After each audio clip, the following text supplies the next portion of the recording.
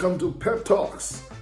Wow, it's been a whirlwind of travel the last few weeks. Ghana, US, Canada, Jamaica, the UK, Grenada.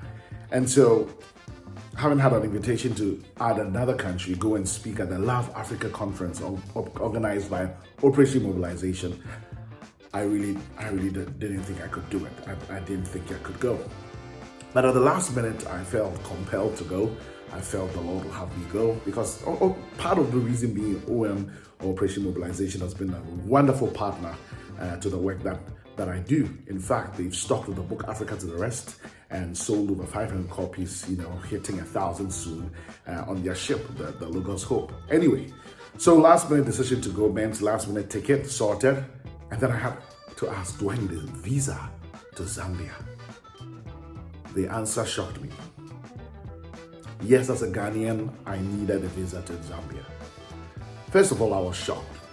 Then the next emotion was just sad, very disappointed. And then finally, I was angry. Angry that why would a Ghanaian need a visa to Zambia? Ghana and Kenya have great relationships. Ghanaians don't need a visa to Kenya.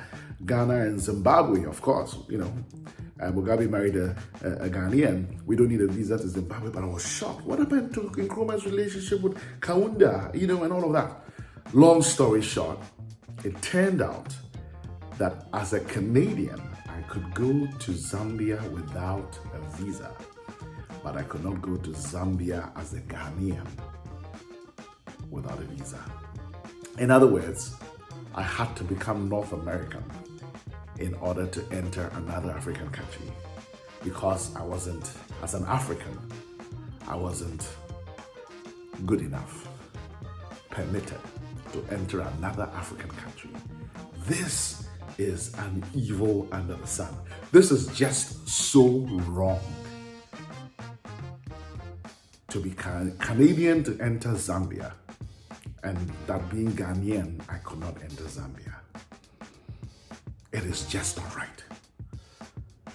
And this is only one of several examples. Recently, I heard one of Africa's wealthiest man, Dangote, talk about how many visas he has to apply for to travel across the continent and all of that. Around the same time, right after I left Zambia, returned to Ghana, I was doing some leadership training for a very important organization across West Africa. And one of the subjects we looked at was leading versus managing. The two are not the same. And one of the things that became very clear to me is that Africa needs leaders. Depending on the task, depending on the season, the context, you need a right mix of leadership and management.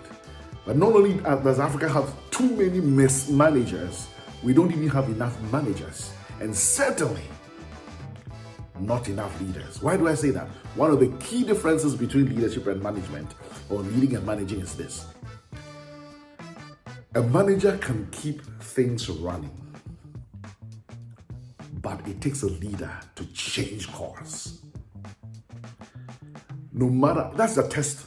There are so many differences, about a dozen, but the real test, practically, is to ask someone to cause change. Only leaders can cause change. Only leadership causes change. Management keeps the change going, or keeps things going after the change has happened. It takes a leader to chart the course. But once the course has been charted, or once the course has been changed, a manager can steer us there. 60 years ago, so many leaders arose across Africa, changing the paradigm, breaking colonialism, causing the formation of the Organization of African Unity and all of that. Another generation needs to arise of leaders who will say we cannot keep things as they've been going, even if they are good things. And in this case, there are so many not good things. We need to shift direction. We need to change course. That takes leadership. I will not stop growing leaders. You don't stop being a leader and growing your leadership.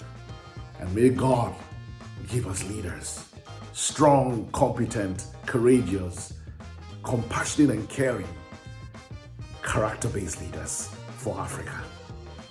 I don't want to ever go to another African country having to use a non-African passport. Never again. Take care.